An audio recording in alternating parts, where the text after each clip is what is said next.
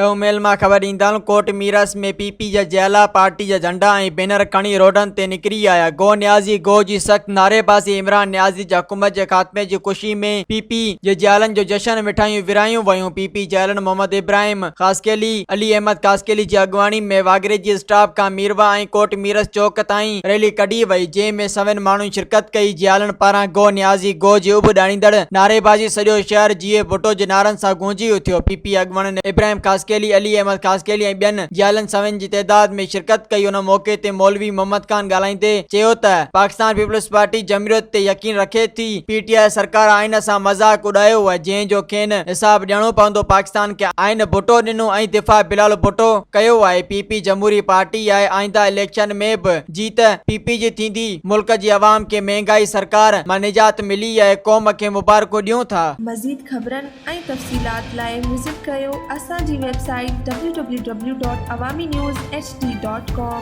ऐं ॾिसंदा रहो अवामी न्यूज़ HD।